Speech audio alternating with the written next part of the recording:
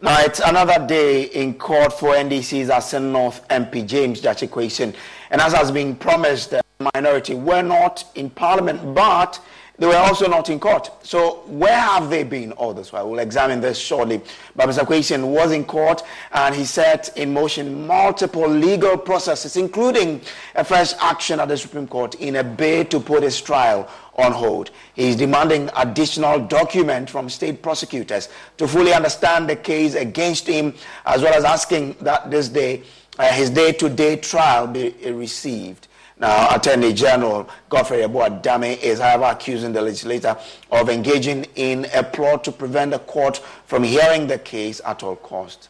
Joseph Akable, who is a court correspondent, joins me via Zoom with more. Joseph, this view by the AG did not sit well with lawyers for Mr. Quayson. Tell us more.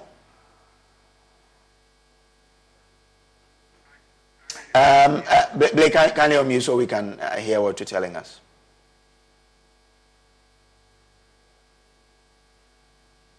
So we're here with Joseph Akable, who's joining me via Zoom to tell us more. We understand that the AG, that point he did not take lightly. The view by the AG did not sit well with lawyers for Mr. Quayson. Akable, you were in court. Tell us more. So as far as lawyers for James Gyakye Quayson are concerned, they believe that it is just in case of making sure that due process is followed. That is how come he's making these applications. And so they did indicate forcefully that they believe that it's in the interest of justice that the case is put on hold. Abraham Amalepa, who is the NDC's Director of Legal, told us after proceedings that the AG was wrong to have made that particular assertion, and that in previous cases handled by the AG himself, he had made similar arguments that it was in the interest of justice for such a matter to be put on hold when the applications at higher courts, such as the Court of Appeal and the Supreme Court. From the side of the NDC, that's Gyakye Quayson's lawyers, we're putting up the argument that we could not proceed with the trial once these applications are pending before higher courts than the Court of High Court. Particularly the application for certiorari, which is before the Supreme Court. In that application, we are seeking for some reliefs, which are that one, because the Attorney General failed to fully make disclosures to lawyers of Gyakye Quayson, there was a need for the Supreme Court to determine that matter because the disclosures were not fully made. We don't know from our side what the Attorney General was hiding from, because the rules are that you must fully disclose. But in this case, the Attorney General did some half disclosures, not full disclosure, which meant the Attorney General had something to hide. It is for this reason that lawyers for Gyakye Quayson indicated to the court that because disclosures were not fully made in accordance with Republic versus Bafoboni's case, there's a need to stay proceedings. I mean, what does Mr. Quayson still make of that? It is mind-boggling that the Attorney General should be speaking that way. This same Attorney General, in a different matter, ex-party Kenya indicated to the court, and that was at the Supreme Court, that because disclosures were not fully made, clearly it was wrong for the court law to proceed. And in that case, Justice Yoni Kolendi actually said that the refusal of the court to stay but to proceed is a clear indication of bias against the accused persons. So he cannot approbate and reprobate it. That is not the work of an Attorney General. Joseph, what has Mr. Quayson himself been saying on this? In fact, in terms of the proceedings so far, there are a number of individuals that come over to the court premises to throw their support behind him. And he says what is happening is injustice, but he is confident that he will emerge victorious. And he says what is happening is injustice, but he is confident that he will emerge victorious. You don't show up, your salary gets deducted. Apart from the fact that, in our case, the 15 consecutive times means that you have vacated your seat. You haven't seen that happen before. Unfortunately, the standing orders don't have these provisions where you get punished, apart from the provision that you have automatically vacated your seat, which has never happened. I know the standing orders are being reviewed. Maybe if I had my way, I would have said that there should be a clause inserted there. I mean, if you absent yourself for even a day without permission, you get punished for that. Okay. So what does this make our parliament look like? If both the majority and the minority sides are all not on the floor to carry out the reasons why they are being paid to be there, what does it make the parliament look like from your experience? Yeah, it makes the parliament look like an empty house. I mean, that's what it makes it look like. Rather than a full house where, I mean, government and national business ought to be transacted on the daily basis. So I think our parliamentarians will need to up the game a little bit. I know they get sometimes caught up in committee meetings. They get caught up in international travel, other businesses of the house. But all these can be streamlined in such a way that, like in many parliaments, committee meetings don't take place or other meetings don't take place when plenary is taking place. So that we know that at all times, each caucus can account for its members. But sometimes you see plenary going on and some side meetings are going on. And some MPs, genuinely are at those meetings. Others take advantage of that. Then the big elephant in the room, the marriage between the executive and the legislature. So, I mean, ministers who are not there would say they are doing ministerial business. Yes, I think they are ministers and at the same time MPs. So that's why many are saying it's about time we took a very serious look at the Constitution and make sure that we go for a very serious divorce, maybe one that is supervised by the Supreme Court, so that Parliament is Parliament, executive is executive, and then we can cure, this lacuna that has bedeviled, and on which maybe sometimes some MPs take advantage and absent themselves from the House. But in trying to deal with the whole issue of absenteeism, you said that probably we should look at how we can get these ministers, the appointment of ministers on parliament dealt with. But how do we deal with absenteeism in general? Because you've mentioned that various speakers over the years have not been able to deal with it. If we are not careful, we'll carry this into the future. But how do we handle it? Yes, I think you recently heard what happened during the Joasafo, Honorable Kennedy at Japan, the Henry Quarter. Yes, Greater Accra. I mean, have you heard anything again? No. Okay. So you have the microphone. I think you should go there and try to ask them what's going on. So I think, like I was saying, in some countries, for instance, in the Scandinavian parliaments, where they know they have taken a very realistic approach to this. They know we cannot sack our own members, or if our own members show up before the privileges committee, we can't sit there and judge our own members and say, kick them out of parliament. They took a realistic approach. You absent yourself, your salary gets cut. I think that is maybe one that can bite much better and faster than the whole privileges kind of approach, and then we go in a run around, and then finally the matter goes very quiet, and then we forget all about it and then start dealing with the next issues.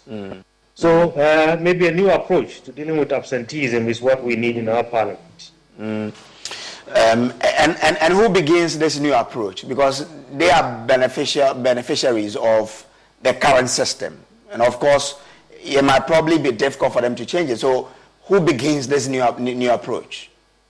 Well, that's a tough question. I don't have the answer. I hope that they are all minded and they are all worried. When you bring like the visual that is behind you showing an empty house, I think it should bother all our honorable members because they are supposed to be honorable.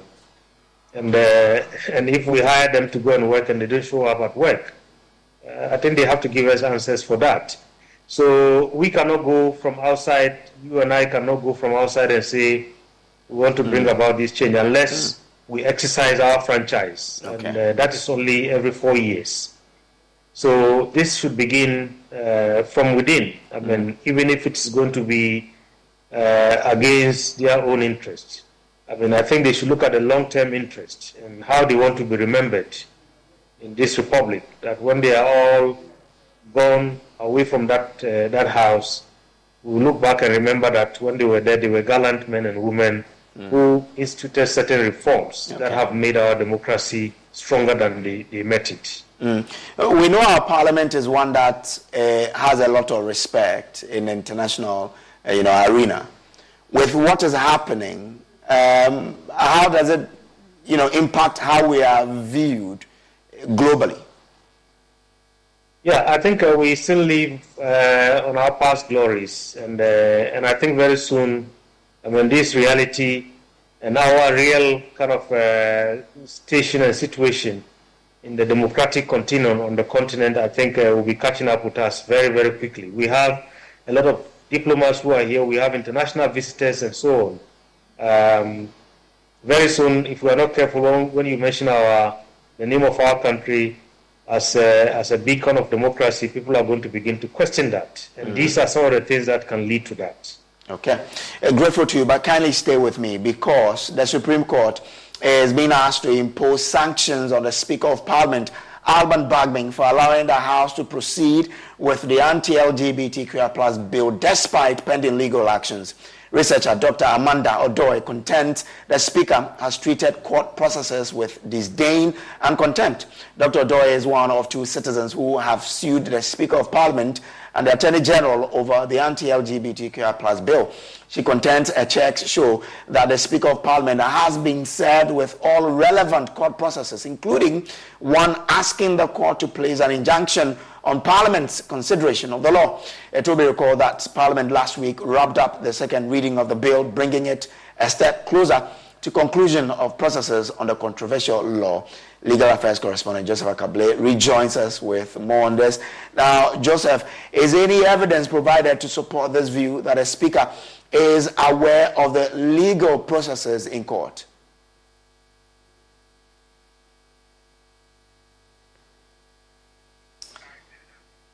Joseph, kindly unmute so we can hear you. No. Oh, it's in your pocket. Okay. All right, just before Joseph comes in, I still have Dr. Rashid Draman with me. Doc, your view on this point, that the Speaker, after presiding on over what happened in Parliament, an independent body of government, is being cited for contempt. What do you make of this? Honestly, I am beginning to get very worried in terms of the relationship between the court and Parliament. The Parliament can also get involved in the work of the Supreme Court. But I have seen over the years, Parliament has stayed away from that. But you see more and more, I think I can count about 4 or 5 times in recent years. I mean, in recent months. The most recent before this one, where the court has ordered Parliament to expunge Gyakye Quayson's name from parliamentary records and so on. Abdullahi versus the Attorney General, where the court came in and told Parliament what to do. I think if we are not careful, we'll get to a point where whenever Parliament is going to do its work, somebody will run to the court. And I think the earlier we stop this, the better it's going to be for our democracy.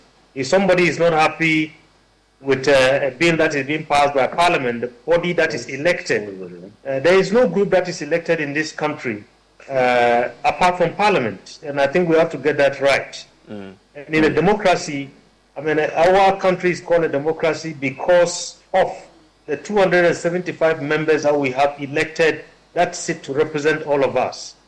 And if we are not careful, I think we might be eroding the powers and the work that Parliament has to do.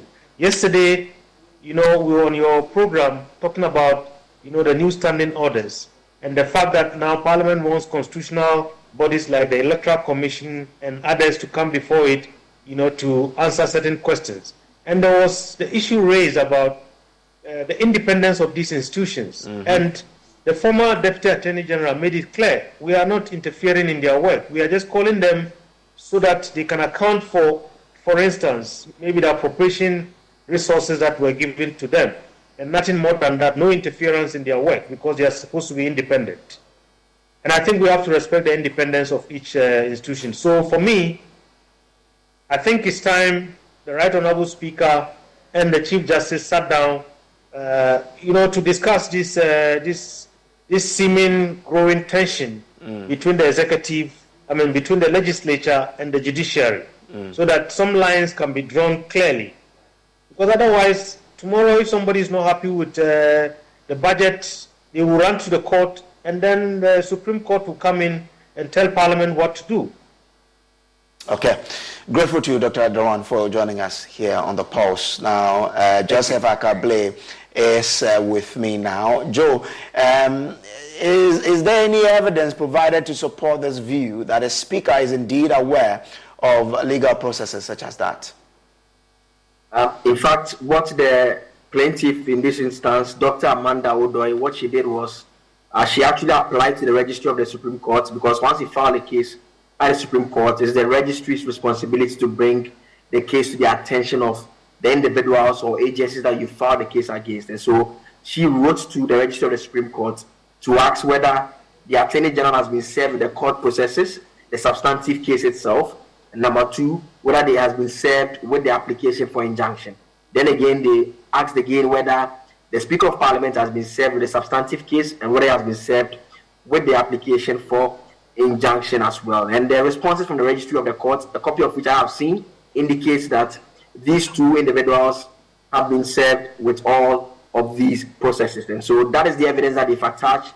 They again also add to the processes that they filed a story that was published on our own website, myjoyonline.com, and a story that the Speaker indicated that they were going ahead to consider this and I think the second reading of the bill, and despite the legal hurdles that the two legal processes that are outstanding.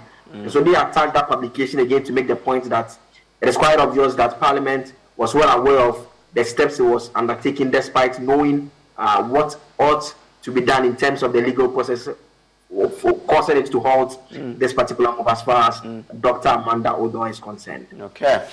Is there any specific punishment she's asking the court to impose, and when will this matter be dealt with?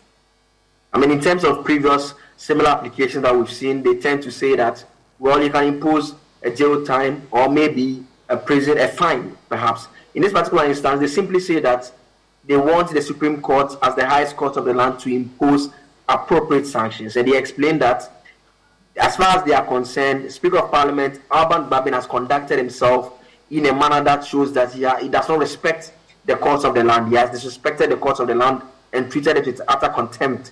And so they believe that the court ought to step in and impose those sanctions. The application is to be moved on the 19th of July. And so the expectation is that the Speaker will be served with the processes and he will show up at the Supreme Court and respond to it by way of once the application is moved. We do not know whether the contempt processes specifically, whether he has been served with that. Has there ever been a case like this in our history? I mean, none readily comes to mind in recent times. I mean, we've seen in various instances some high public officials, we've seen ministers of state who have been cited for contempt, we've seen heads of independent state institutions. I mean, rarely comes to mind the former Auditor General Daniel Demolivo at a point was convicted of contempt of court. In terms of at the height of the level of the Speaker of Parliament, that is not an issue that I have personally encountered or come across in recent times. All right. Thank you, Joe. Now, the National House of Chiefs at a meeting in Kumasi yesterday voiced its abhorrence to activities of LGBTQI+, describing it as evil and abominable. Ojiahoho Yao JB II is president of the House. Declaration of LGBTQ+ as an abomination. Nananom LGBTQ plus is evil. We, the chiefs of Ghana, have been inundated by calls from our people to make an open declaration concerning the threat by LGBTQ.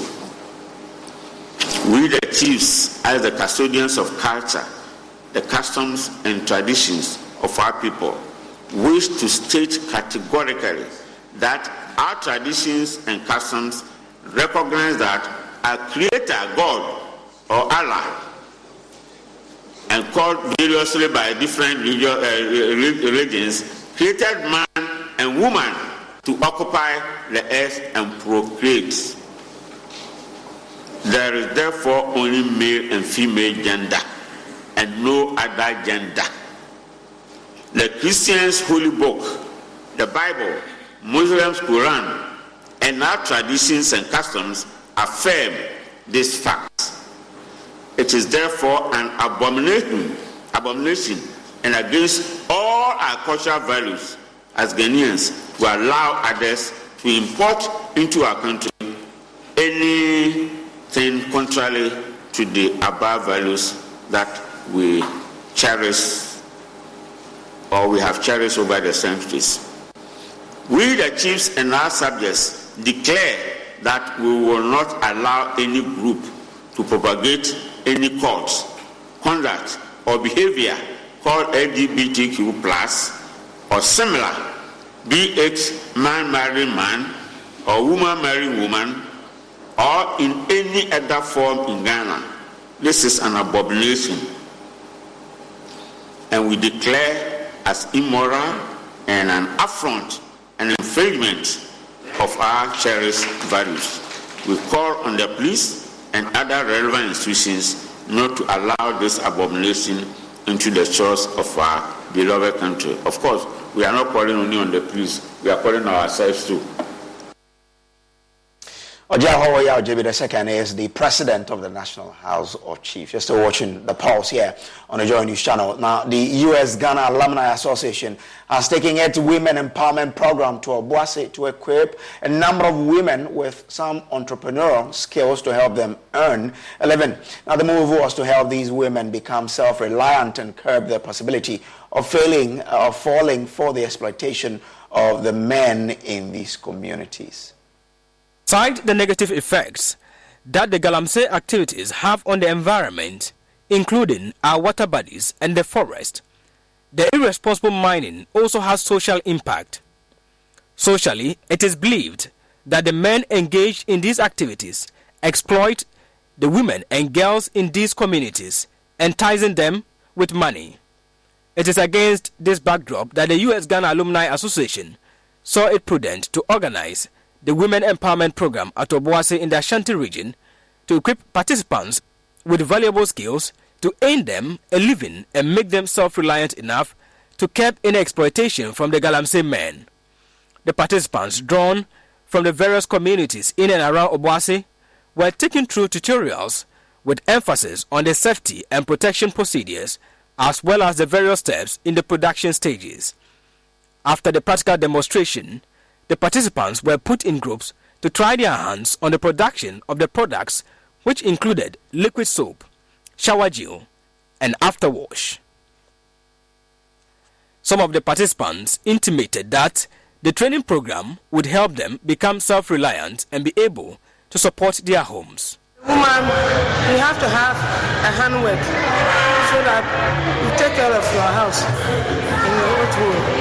Everything, as a woman, you don't have to have any one work. You have to have 2 or 3 or 4 so that it can add to your work and you take care of the house. Especially me as a widow, no one is helping. Me alone is left. So I have to do certain to add so that I can take care of my family. A facilitator, Louisa Amwa, indicated that with as little as 90 Ghana cedis, one can start the production of the liquid soap and make good profit from it. She therefore urged the women to go straight into action. Going through this training, you don't have to rest, you don't have to waste any much time. You just just have to kickstart, because you don't need much money to start. If I say much money, you need as much as 95 Ghana cedis. At least this way is not too much for you to afford. Try and start so that it will not be like you've wasted your time, so that the time and the resources all in this training is waste. But start so that tomorrow when I see you, will be proud of you and know that indeed the training has done a lot of good to you and the society at large. The Public Relations Secretary of the U.S. Ghana Alumni, Ken Afeji, observed that the training program is one of many projects the association has been embarking on with the aim of bringing positive changes into the Ghanaian communities. He called on all members to come on board to execute their mandate. So what we are trying to do is we try to effect changes in our community as we were trained in the United States for. And this is just one aspect of the whole thing. We have a number of projects trying to make sure that we empower certain group of people in our society. And at this time, I would like to call on all our members to come on board, all members of US Ghana Alumni to come on board, because we are on the move. We are trying to effect this change that we are supposed to have in our communities. Come on board wherever you are and let us do it as it's supposed to be done. So far, the U.S. Ghana Alumni Association has implemented a number of projects, including leadership training for head teachers, leadership and literacy projects, as well as setting up LITT clubs in selected senior high schools across the country.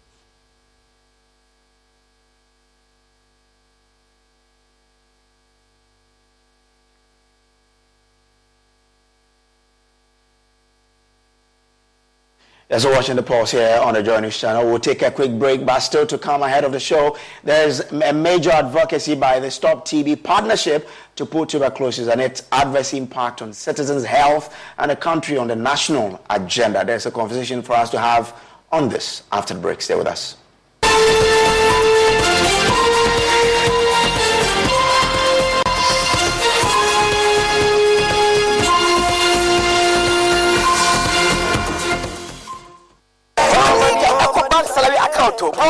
With the EcoBank salary account, you will enjoy free life insurance, free debit card, save while you spend, and an amazing chance to double your salary.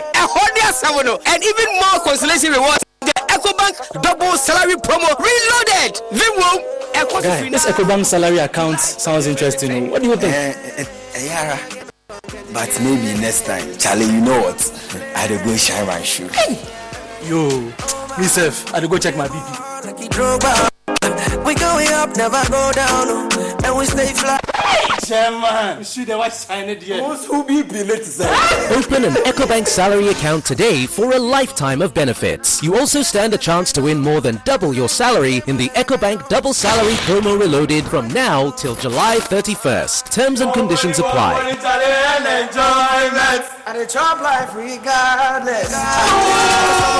under the supervision of the National Lotteries Authority under the Caritas Lottery Platform. The Pan-African Bank. Daddy, this tank is big. Yes, that's true. It can store a lot of water.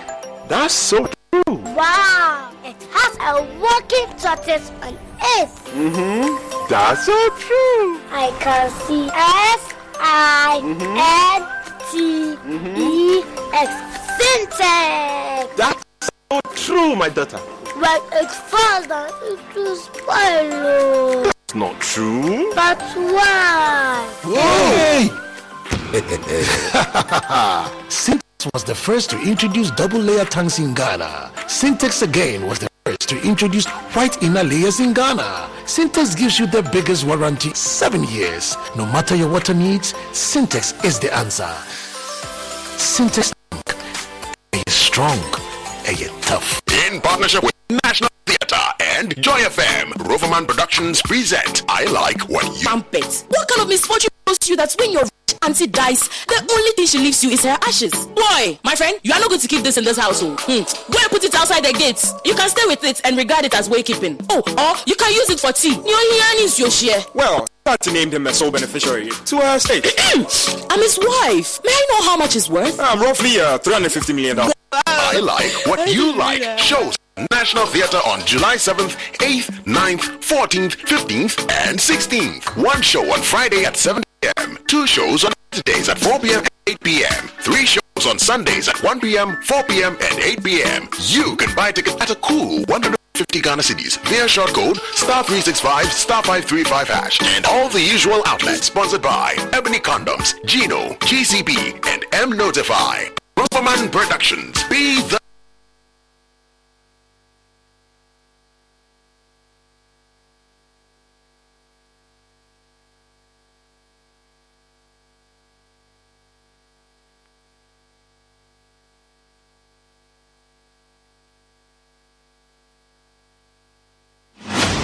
Hello and welcome to season 2 of the Real Estate Show. This is the Buena Vista Home Real Estate Edition, proudly sponsored by Buena Vista Homes. Your idea of a perfect home just got settled. You can have this, that, or even that.